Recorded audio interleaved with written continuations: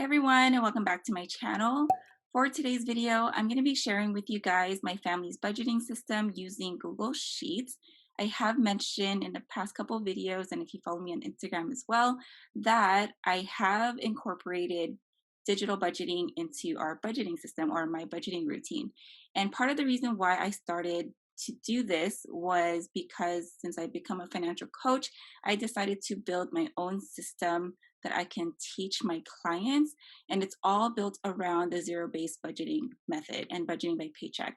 And depending on how my clients get paid, it's a system built around their specific need. So the great thing about using spreadsheets, really quick before I dive into everything, is that you can custom build it because as you guys know with like planners, sometimes like there might be lines in there that might not be applicable to you and your finances. And the great thing about this is you can delete the lines, you can add more if you want to. So I think that's one of the great things about using a spreadsheet.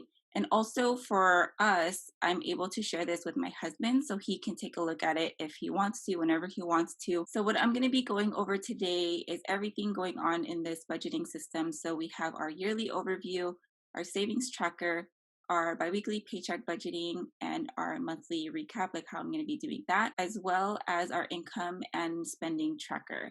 So I'm also going to be showing you a little bit of how I've already inputted some of the information in here from the first quarter. So I'll show you that in a little bit. So what I want to start off with first is our yearly overview and how I have this set up. And this took me a while to build because I really wanted to make it work with how my brain works and with how I want to budget our finances. So everything is broken down according to Paycheck. And if you've been following me, you guys know that I love to use my favorite budgeting tool or budgeting app before was the budget app. And the reason why I like that is because I'm able to budget ahead and it calculates for me how much I would have left over or if I would need to save money in order to cover next month's bills or next paycheck budget bills. So the way I had this set up is by paycheck. So I have the months in here, and then these are the paycheck budgets. So February, March, April, and then down till December or January, and then I have the total over here. So let's go ahead and just start with this top part here. So everything shaded here means that it's already done and complete. Everything that's on this side here that's not shaded yet is all still budgeted or being budgeted for. So these right here, like our income budget, this is what I expect for my husband to get paid. The categories that I have here on the left side is our starting balance, income, savings, fixed expenses, variable expenses, our seasonal and non-recurring expenses, business expenses because I didn't have my business checking account just yet. So this was getting taken out of or my business expenses were getting taken out of our checking account. And then extra debt payments here. And then I have a net total. I for sure need to have a starting balance because if there's anything left over at the end of the paycheck budget, that will get rolled over. And you guys have seen that happen as I'm budgeting in the budget by paycheck workbook. So it's the same thing here. And then income. So everything that I write on here, so all of these have formulas. That's a great thing about the spreadsheets is that you can put formulas in here to add everything up for you. The only downfall for that is you have to absolutely be sure that the formula you create is absolutely 100% accurate. Otherwise, your numbers will get all messed up. So as you guys are setting up your formulas, make sure that you are 100% sure that that's exactly what you want it to calculate for you.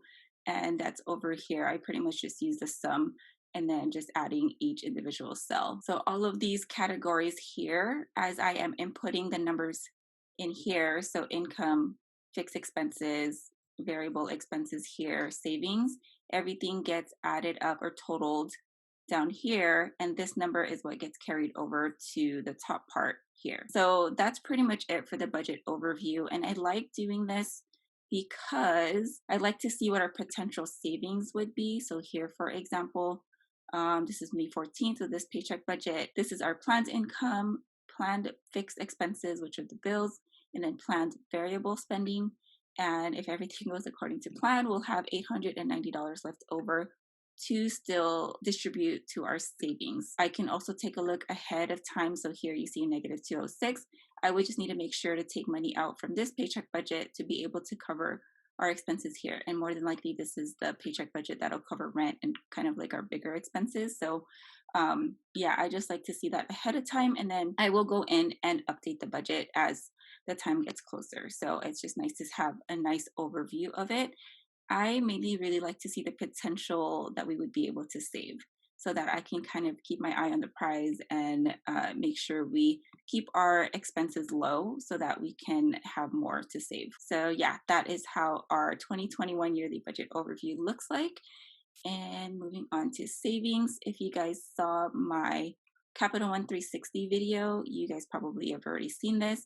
So basically, I wanted to create an annual savings tracker. And again, it's broken down by paycheck. So by month and then by paycheck, because we do save, depending on how much we might have left over for each paycheck, I will go ahead and save that amount. And so I know which amount in which paycheck budget we'll be able to save for these categories here. These are all of our sinking funds that we want to save for. I have the goal amount on here, and then some of them are ongoing, not really a specific amount that we're shooting for. And then a save by date. These for sure are the ones that we need to save by because we are traveling in September. Christmas, we start shopping in November, sometimes October. And then for the medical and dental, this is just what I was shooting for.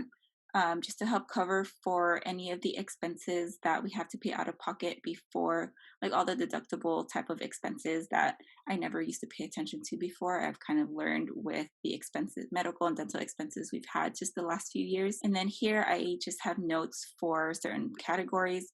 So medical and dental notes to help pay for deductibles. My son will most likely need braces. I'm not quite sure how much, but I do want to make sure I save.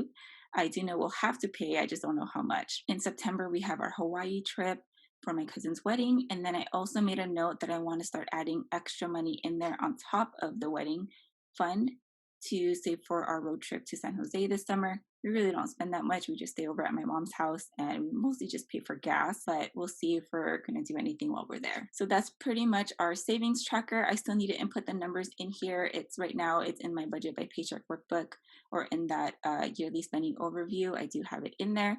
I am going to be adding or making sure I subtract when we use funds in here. So I'll be putting that. I'm not sure how that'll look right now, but it could change depending on if it's working or not. So right now, this is how it's looking. I do have a copy of our monthly budget just so that I pretty much can just copy or duplicate this sheet so that I'm not always rebuilding this. And that's what makes it pretty easy. And what's cool is that what I should have had on here is I might put it on here, all of the expenses that we normally do because those don't change. So like the food, transportation, and all of that. That way I don't always have to rewrite it every single time. So this is a copy of it. I'll go over one in detail with you guys so you can see how I use it. So let's look at January, for example. And the great thing with the color coding is that I can just go in here and just double check and make sure I have the correct colors. I still do love to color code in here because visually, I just like to see what categories we're doing most of our spending in. So that's the whole purpose for color coding for us. And so how I have this set up is since we do get paid bi-weekly, so my monthly recap or my monthly budget reviews are based off of 2 paycheck budgets, which is 28 days. So here I like to have it side by side. It looks nice this way, I feel like, because I can see what we spent in the last paycheck budget and then what we're spending in the current one. So this, I started using this just now in April or this month. So January, February, and March, all of these numbers just came from my budget by paycheck workbook or the booklets. I keep saying workbook, but they're like the little booklets. So I just inputted it there or from there. And what I also love about this is that I'm able to put a pie chart. I love visuals. I love seeing where a chunk of our money is going. And it's just so nice to see that like here this month, this is when we got our stimulus fund or stimulus payment. I think we put a lot into savings and then into debt as well. So I just like to see all of these here. And I find that it keeps me motivated to keep moving forward with all of our financial goals and helps really keep me from buying things that I probably don't need right now. Um, I want things right now, but I don't need it.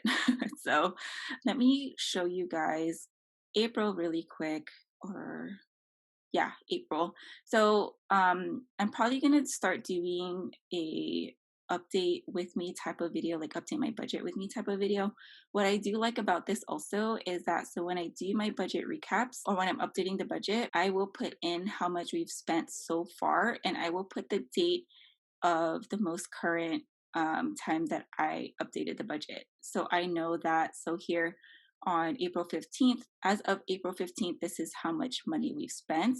And then our next paycheck budget from there would be the 16th. So this is, it's only a day apart. So let me show you guys this one. So April 23rd, and our next paycheck is going to be April 30th. So we still have 7 days to go. And this is how much we spent on food so far. I like being able to do this. I just take the calculations from our income and spending tracker here.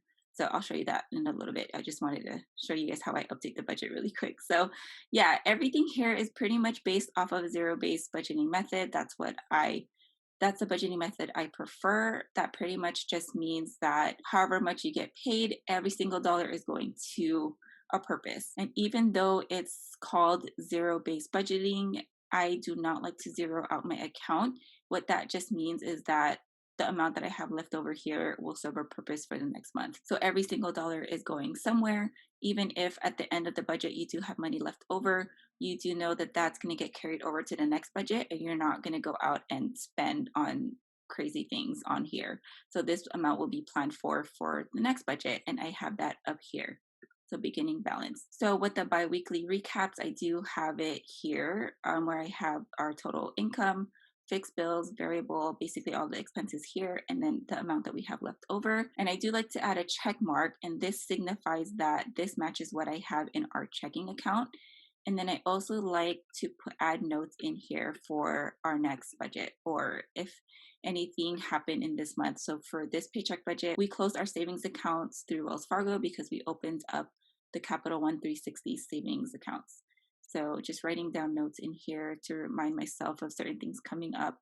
So yeah. And then for our monthly recap, all I have to do is just add whatever I have here into the categories down here.